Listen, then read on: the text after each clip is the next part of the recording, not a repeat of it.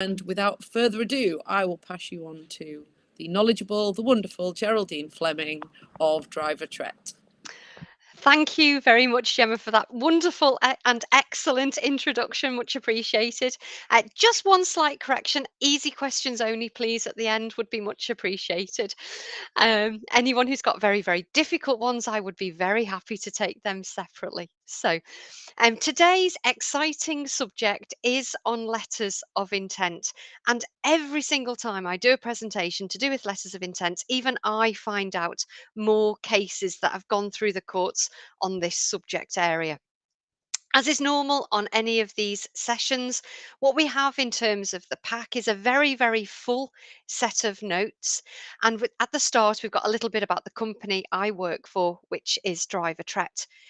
So we work across the engineering and construction industries. It is rare that I get to put a lovely, pretty picture on the screen so you can see some of the types of projects that we get involved in.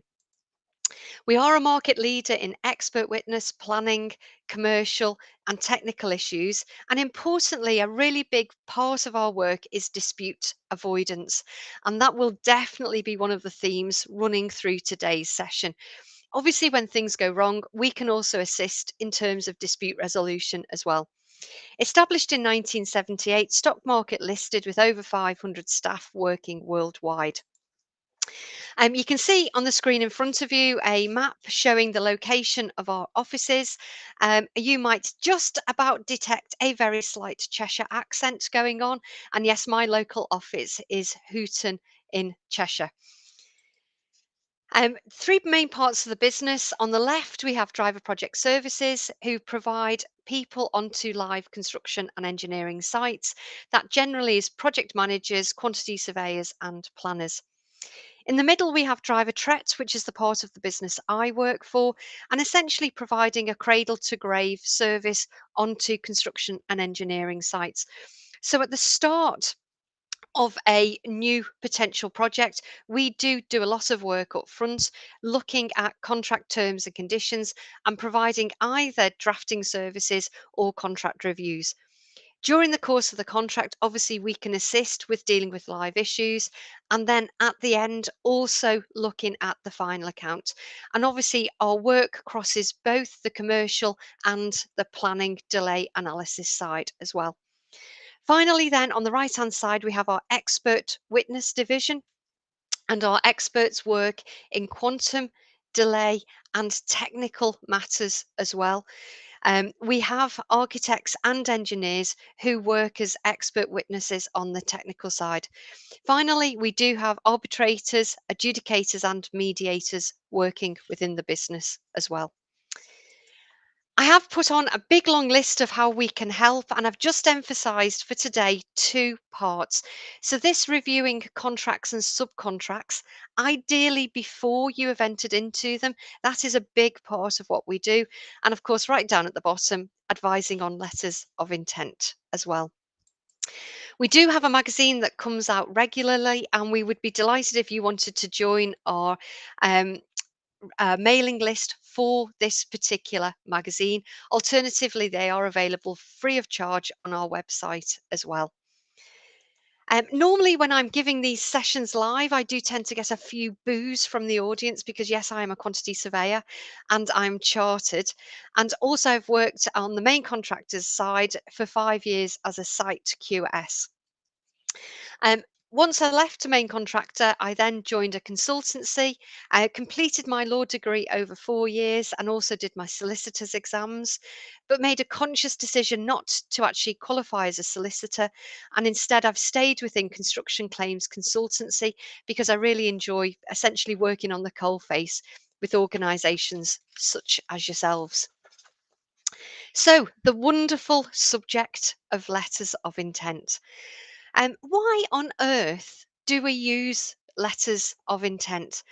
Well, I could be very, very sarcastic at this point and say it's because people can't be bothered to put the contract together, but perhaps that is a little bit too simplistic. We tend to have tied ourselves up, and I'm talking now us being um, employers main contractors, subcontractors, with lots and lots of bureaucracy in terms of what is needed in order to put a contract in place. It needs to be signed off by certain individuals within a company, and it is actually quite hard in some situations to get the whole contract put together properly.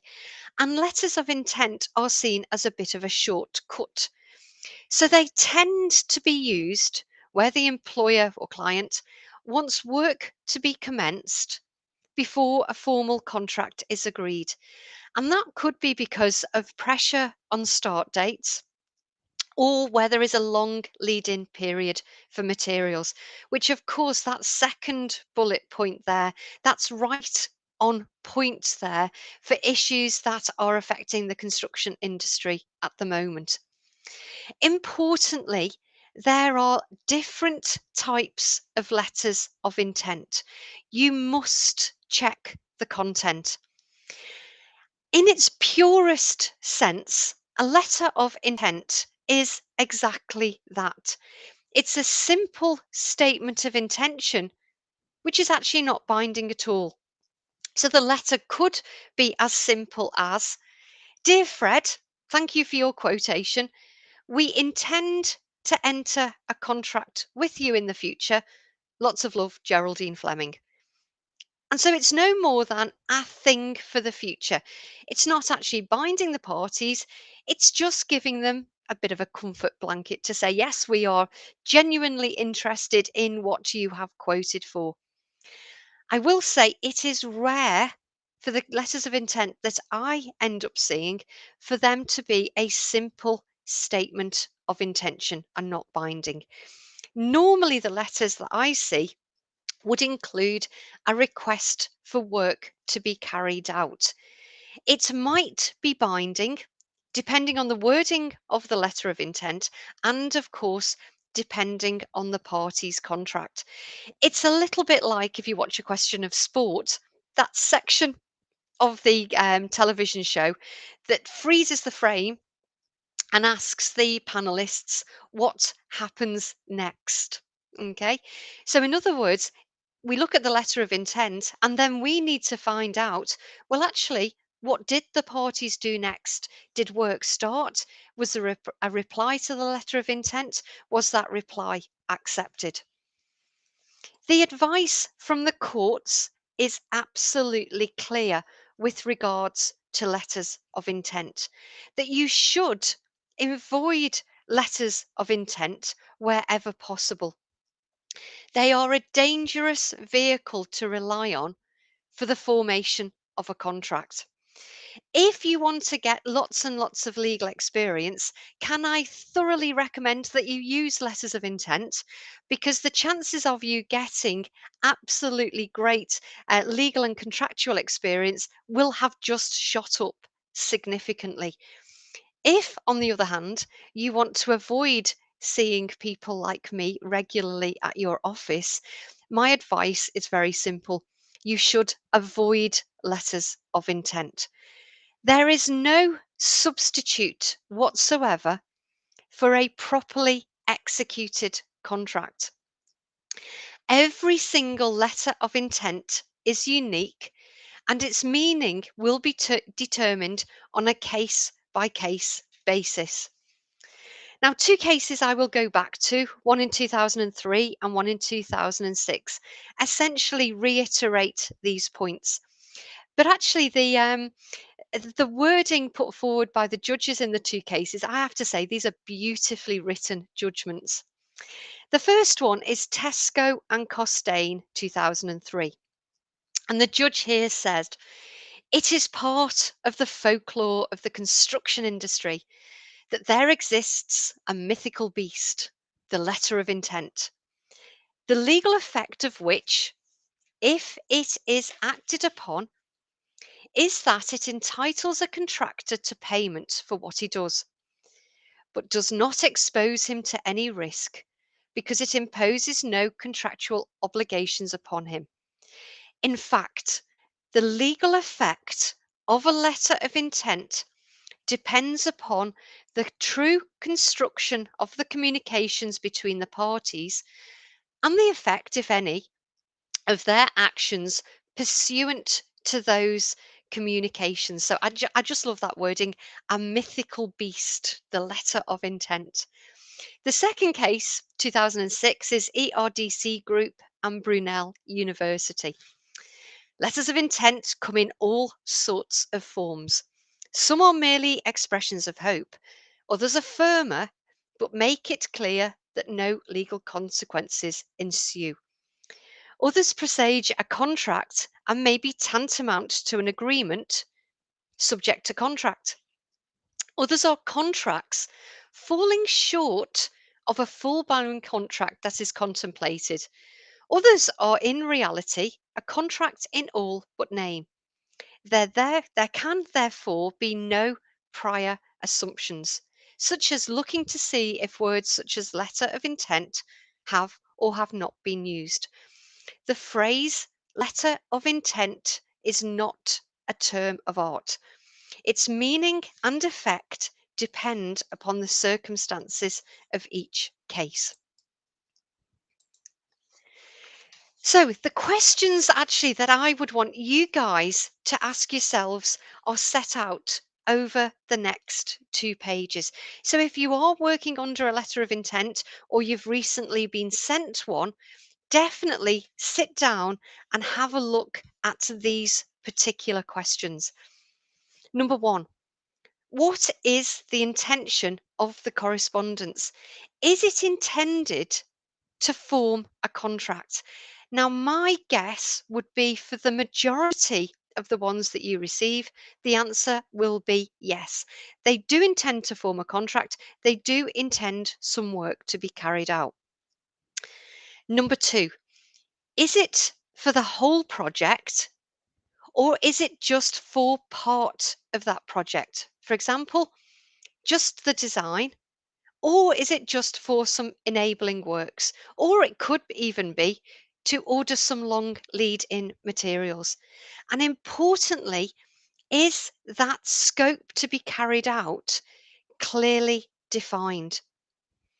Again, my normal position in relation to letters of intent is it is normally for just part of the works, but actually that scope is not clearly defined. And letters of intent, normally from the contractor, do need a response back. Number three, is there a clear agreement on the amount to be paid for that limited scope? And again, my normal situation on this when I receive these letters of intent is the answer is normally no, that there isn't a clear agreement.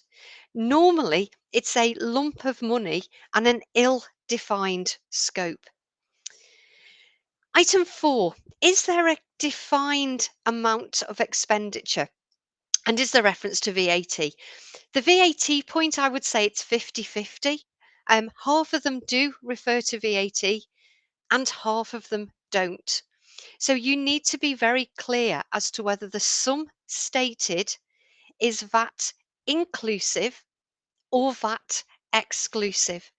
And if there is a cap on expenditure, spend no more than 30,000 or 50,000 or 100,000, or the one I saw a few weeks ago, which was the 8th letter of intent, which put a cap of 13 million on the expenditure of the contractor, then you must be very, very clear as to what work you are going to do.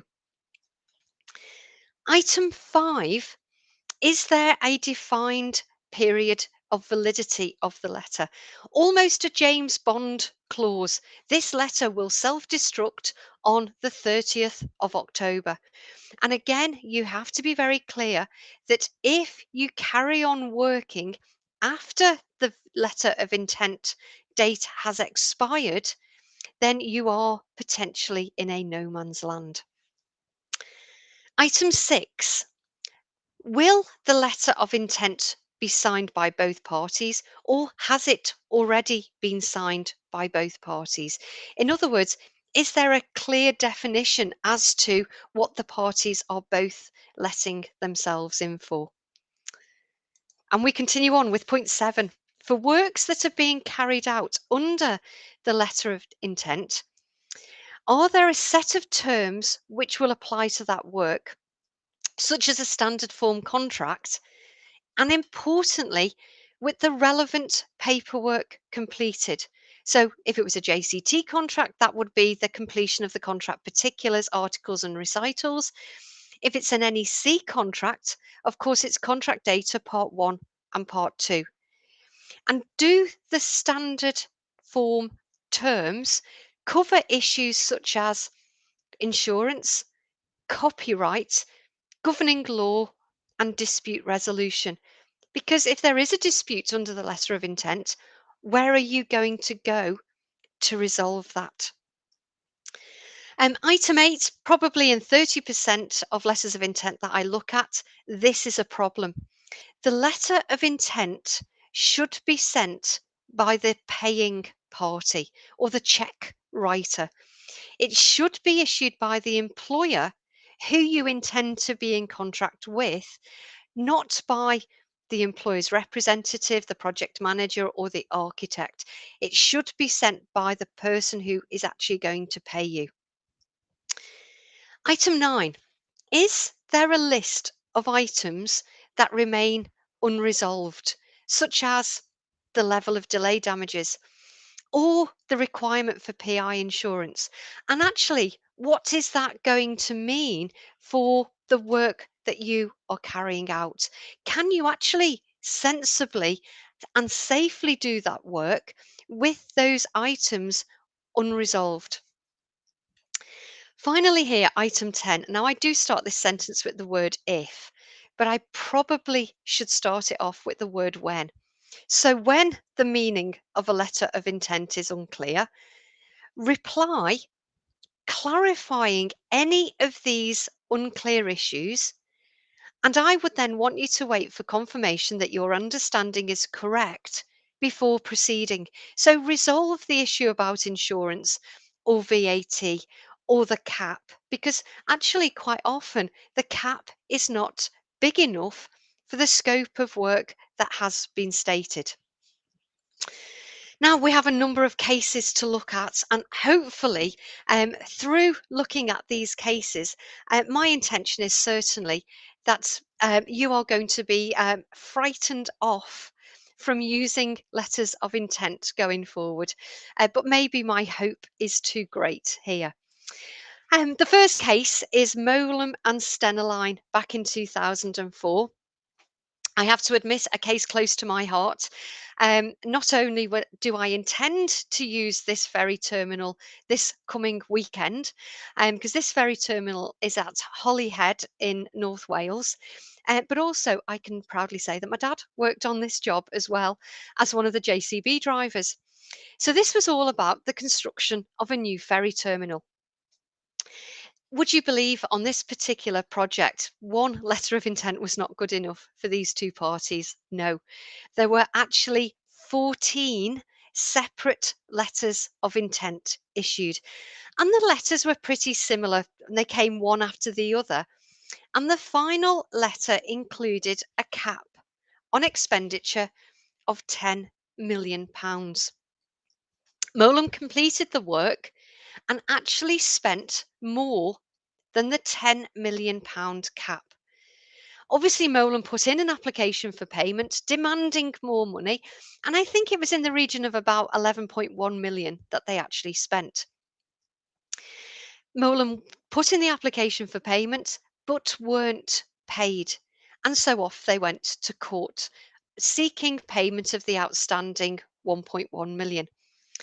Unfortunately for Molam, the court decided here that they were not entitled to be paid any further monies beyond the £10 million, nor actually did they have an obligation to complete the works.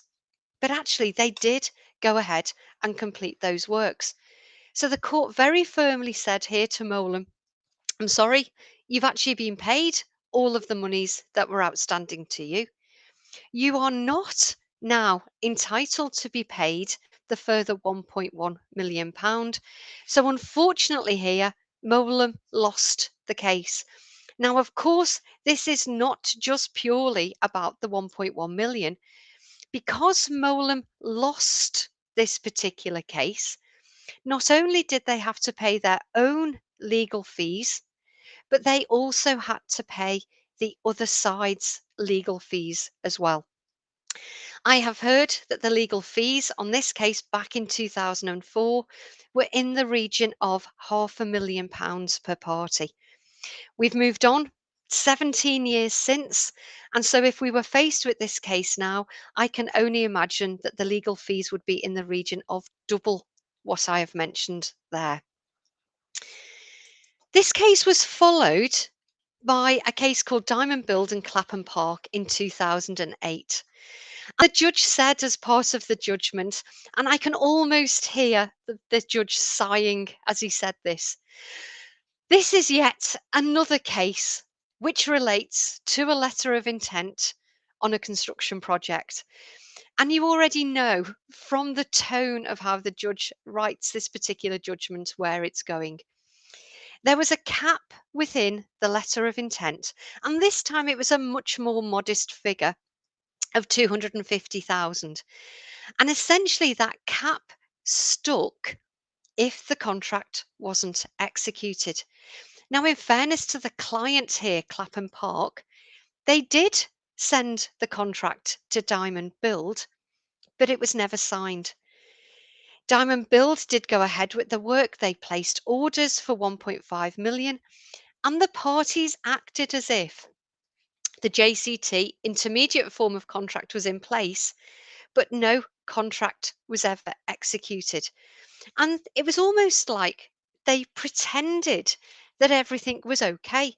They issued interim applications, extensions of time requests, etc. There was then a dispute between the parties and they parted company. And Diamond Build wanted paying for all of the work they'd done, and obviously also wanted paying for their liabilities to their different contractors that they'd sent orders to.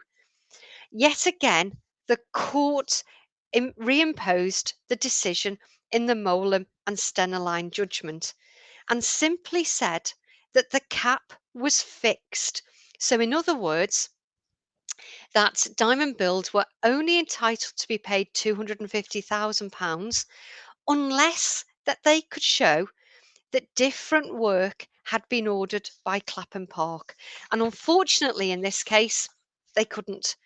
So Diamond Build were only entitled to the 250,000. And again, I am sure that costs followed the event. So Diamond Build had to pay their own costs, and because they lost, they had to pay the majority of Clapham Park's costs as well. Probably one of the most famous letter of intent cases is RTS Flexible Systems, and I will shorten the name of the other party here, Muller Yogurts. Letter of intent correspondence was issued by Muller Yogurts in February and March 2005. And this letter of intent confirmed that there was an agreed contract price. It authorised RTS to carry out all work based on an agreed programme, and also said that the full contract would be based on Muller's amended MF1 contract. Now, in this case, we did have one of these James Bond clauses. So, in other words, there was a self destruct date, and the letter of intent expired on the 27th of May 2005. The draft contract was drawn up in July 2005, and RTS carried on working throughout. It did address the main points that you would expect it to. However, there were 17 schedules to the contract which weren't completed. And importantly, this contract was never executed. It was described as being subject to contract and not binding until it was executed. RTS completed their work on site, but they didn't complete the site acceptance testing in accordance with the draft contract. Muller stated that the works contained defects and they required substantial performance. I do like the bit I've put in brackets here. Muller's barrister described the product line as like being like a scene from a Wallace and Gromit film. So I've got this impression now of yogurt being squirted out and missing the yogurt pots below. And actually, the dispute here wasn't enormous. RTS sued for what they considered to be the outstanding balance, which was about £500,000. Now, of course, after this session, I am hoping that your knowledge will be significantly increased and that you will be able to review and think about the legal consequences of the letters of intent that you are involved in. Yet I will say in this particular case, we had 3 courts and we had 3 different decisions. At first instance, it was decided that there was a contract, but it wasn't the MF1 contract. At the Court of Appeal, it was decided that there was no contract concluded at all. This then went all the way to the Supreme Court, which is effectively the official name for the House of Lords. And here it was held that a contract did exist and that contract did include the MF1 conditions. The judge said that whilst there were terms to be agreed, these were not essential terms and they did not preclude the existence of a contract. And essentially, here, the conduct of the parties meant that the contract was affirmed because works were carried out, payment was made, and they actually varied a contract which wasn't in existence in August 2005. Now, who won here? Well, in theory, RTS won because the liquidated damages in the MF1 amendments were limited to 2.5% of the contract price. But I guess that the vast majority of you would be able to fill in the blank on the final bullet point here. Who won? Well, my guess is probably that it was the lawyers, barristers, solicitors, and party representatives who had 3 separate opportunities to win this particular case. And I dread to think the level of costs between these 2 parties. I have a feeling here that actually each party probably would have borne their own costs. And actually, if they looked back in time, both of them would have said that it was a mistake to let it go all the way through the 3 courts. And again, let's have a little bit of, I'll say, pearls of wisdom from the judge in this particular case. Well, the judge said, the moral of the story is to agree first and start work later. I'm going to say pretty much a statement of the obvious. Before I go on any further with the next case, I will remind you that the chat is open. If you do have easy questions, please do type them into the chat and Gemma can torture me at the end of this session. So the next case we're going to look at is a rather unusual one because this time it's not between the employer and the contractor. This time the case is between the employer and their representatives. So here we've got Ampleforth Abbey Trust and Turner and Townsend Project Management, a case in 2012. The client here is the trust, Ampleforth Abbey. The main contractor was Kia and the project manager is Turner and Townsend Project Management.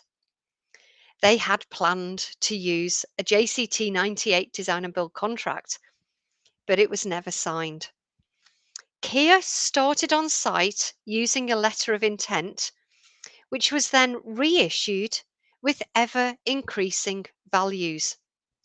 And the work was done, disputes arose, and the client said that Kia had completed late, and the client wanted to be paid £750,000 in liquidated damages.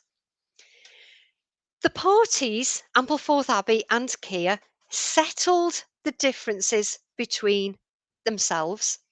with Kia not receiving any additional money, but importantly, the client, Ampleforth Abbey, also not being able to impose liquidated damages because, of course, there was no executed contract between the parties. Ampleforth Abbey were not happy about the fact that they hadn't been able to actually get these liquidated damages back, so they sued the project manager, Turner and Townsend. And it was held in this particular case that Turner and Townsend had failed to reach the standard of a competent project manager, as the contract had not been finalised and signed off. So, in other words, they hadn't used reasonable skill and care in carrying out their duties. The court, however, didn't impose the full 750,000 on Turner and Townsend, and Turner and Townsend only had to pay 226,000 in damages to the trust. And this was based on an estimate as to the likely level of liquidated damages which the trust would have recovered, obviously taking into account extensions of time that the trust would have had to given Kia, and also the likelihood on Kia signing the contract. This case is really an unusual case because normally it's the two parties, the employer, main contractor, or the main contractor, who are fighting over the monies. Here, Turner and Townsend were the ones that were seen to have failed. Another interesting case, and we move across now to 2016, is a case between Arcadis and AMEC. But actually, if we go back in time, the two relevant parties were actually Hyder and Buchan. And this is about Bournemouth Car Park. Now, if you want to Google Bournemouth Car Park and litigation, you will see that there is an awful lot in the press about this particular job. Buchan subcontracted their design work to Hyder for a sum of 285,000. The design work was completed, the car park was built, and later defects um, were discovered. The defects, to resolve the defects, was going to cost up to £40 million. Why was the figure so high? Well, because actually it might have involved demolishing the car park and loss of revenue, and of course, rebuilding it. Now, importantly, there was a cap on the specialist design contractor's liability. There was a cap on Hyder's liability, and that cap on liability was £610,000. But the question was whether the Hyder's terms were incorporated in the letter of intent. And here we go again. We start to go through the courts. In the Technology and Construction Court, the judge here, Justice Coulson, said this was a simple binding contract and Hyder's terms were not incorporated, and therefore there was no cap on liability. The judge, Mr. Justice Coulson, said here, this case demonstrates that it is usually better for a party to reach full agreement, which in this case would almost certainly have included some sort of cap on their liability through a process of negotiation and give and take, rather than to delay and then fail to reach any detailed agreement at all. So, Hyder, the designer here, are now looking at potentially paying out £40 million for their defective design. Well, of course, Hyder then had been bought by Arcadis. They were not happy. So off they go to the Court of Appeal. Judge Coulson's decision was reversed, with the Court of Appeal judges deciding that Hyder's terms, including their, now this is not laugh out loud, this obviously is limitation of liability clause was included within the letter of intent. Therefore, Hyder or Arcadis were only liable to the tune of £610,000, with Buchan, who then had been bought by AMEC, liable for the remainder, some £39.5 million. Again, I dread to think what the costs of the two parties were in this particular case. And again, a little bit like the Muller Yogurts case, even the judges themselves can actually get these decisions wrong. We'll go back in time a little bit here to 2014. Here, rather unusually, we've got a situation between a main contractor, Volker Fitzpatrick, and their subcontractor, Twintech. The project here sounds probably the most exciting project we've looked at so far. Accolade Wines, I believe it was a wine storage warehouse, but at 20 to 10, it's probably a little bit early in the morning to be talking about wine. The employer here was claiming £170 million in damages from Volker Fitzpatrick due to specification issues. The main contractor started adjudication, applied for an adjudicator to be appointed, and what they were looking at here specifically was the costs of tests on the floor slab, some £850,000. So this is not the case involving Accolade Wines. This is just looking at the costs of tests that were carried out. The letter of intent stated that the subcontractor should carry out the works in accordance with what I can only describe as a bundle of contract documents, which did include the standard form. And of course, here it's like a hokey cokey question. Was the standard form part of the bundle, and was it expressly incorporated into the contract between Twintech and Volker Fitzpatrick? The letter of intent didn't expressly incorporate any of these terms and conditions, and the court decided here that actually the letter didn't therefore incorporate the terms, and in this particular case, the adjudication couldn't proceed because the adjudicator was not validly appointed. I think that there have been more court cases about this case since, but it hit here just between the subcontractor and the main contractor about an issue of about 850,000. They weren't able to use adjudication in this particular case. And we have more cases. Whittle Movers and Hollywood Express in 2009. This actually wasn't a clear construction contract. It was a 6-year distribution contract. One of the parties thought that the contract had been concluded, and the other party said it hadn't been. Hollywood Express ended the agreement after 15 months, and Whittle claimed that the 6-year agreement had been concluded. And therefore, because Hollywood had ended the agreement early, they were entitled to damages.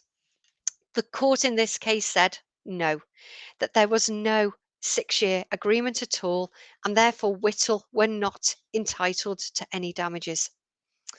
Another case, 2012, Merit Process and Balfour Beatty Engineering Services, and this all revolved around a letter of intent in 2004. There was a draft subcontract agreed, but there was a disagreement on the price, with one party saying that the price agreed was 1.6 million and the other party saying it was 1.637 million. So a very small amount of money between the parties. The court decided here there was no agreement on price, therefore there was no contract between the parties, and Merit was simply entitled to be paid on a reimbursement of costs basis. The final case that I want to look at today is Anchor and Midas, which is 2019. Again, we have a series of letters of intent between the parties, and yet again, works were carried out. The contract here was dated July 2014, and this was partly agreed, but there was a risk register detailing items that hadn't been agreed, in particular items that were omitted, but the parties disagreed with the status of this document and claimed that the contract, and my said no, there wasn't. It was held in this case that there was a contract in place. The lack of signature wasn't conclusive. Yet again, communication and conduct of the parties showed that Midas intended to be bound all the way from July 2014. So again, we here look at the conduct of the parties. For almost my last slide, I just want to run through a typical bad example of a letter intent. We start here with a date on this particular letter of intent. It's being sent to a company, and thank goodness we have here a limited company between the parties, and it is sent to an individual. So the letter actually starts quite well. Dear sirs, Re Sports Centre, we confirm that you have been awarded the subcontract to design, supply, and fix curtain walling at the sports centre next to the stadium. Okay, we've got an issue here straight away about what stadium are they talking about and what sports centre as well. And that first paragraph sounds as if the job is done. We have included subcontract. But the next paragraph, some doubt on it. It says, it is our intention to enter into a formal subcontract with you using a JCT DOM1 subcontract conditions, incorporate following numbered documents. Actually, there isn't a subcontract called a JCT DOM1 at all. So we've got doubt here again as to the conditions that apply. The documents attached are pre-con meeting minutes, UK construction specification, UK construction standard terms and conditions of purchase, a quotation from a company called Insleep, project plan.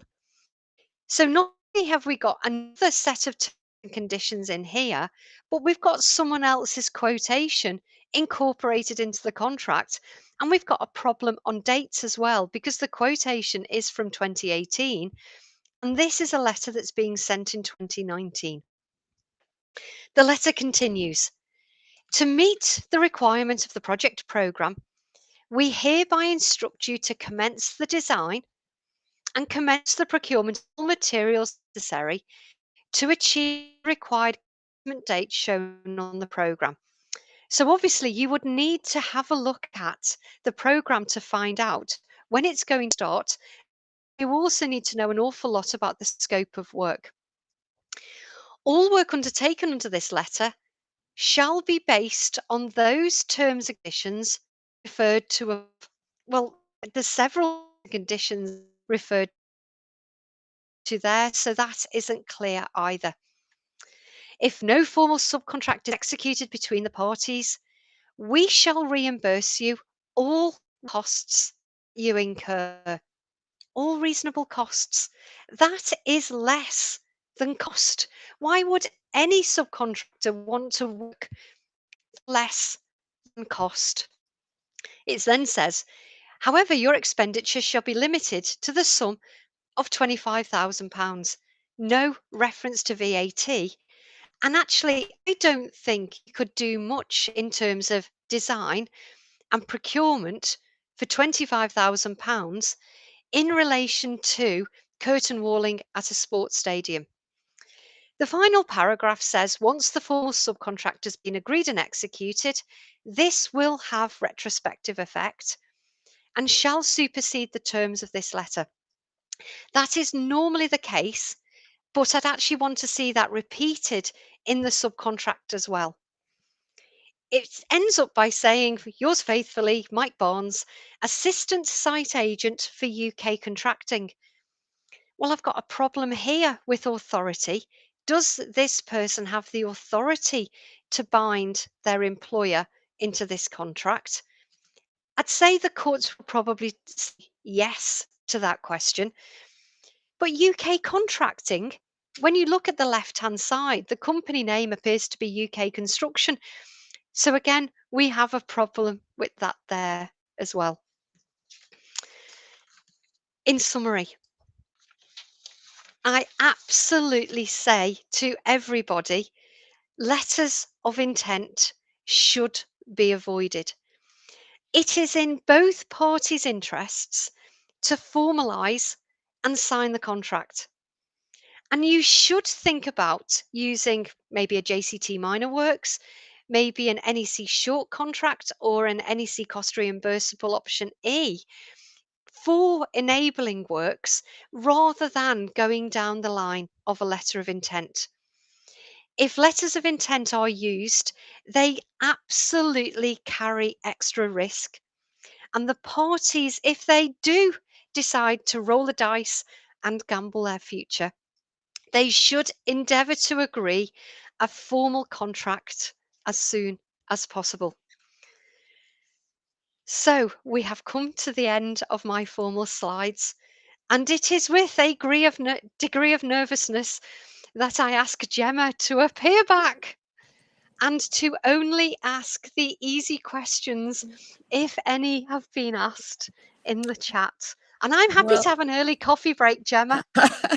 I think you've stunned everyone into silence, and there's a lot of panicked people running off checking that nothing's based on letters of intent around their office. So yes, we don't have anything at the moment. We have one comment from Paul. We never learn. I might quote that next time, Paul, actually, if I do this session again in a few years' time. So yeah, the only other query that we've had in the comments so far is again around the slides and whether they'll be shared afterwards. So Geraldine very kindly will send those out to everyone, so I'll pass on the details of everyone who's attended so far today. I'll pass those on and then those will be sent off. But no, we have no other further questions. So everyone gets an extra 9 minutes in their day, which I'm sure everyone could use. We tend to flip between these online meetings and webinars and things. So thank you very much to everyone for attending today. Fantastic to see so many people on. You'll all have probably received the invitation to the next webinars coming up. What there will be on the information that comes out afterwards as well is there should be a link to the profile page on Click Meeting, which will have a link to all the ones that are scheduled on there. But we'll try and make sure that everyone gets a direct invitation as well. As we've mentioned, the CPD certification is also available through there to download. So fantastic. Only other comments are thank you. So that's good. We can end on that note, I think. Thank you so much, everyone. We look forward to seeing you at the next event. Thank you once again to Geraldine. Fantastic webinar, as always. Take care, and we'll see you all soon. thank you very much. Cheers. Thank you, everyone. Bye. Take care. Bye-bye.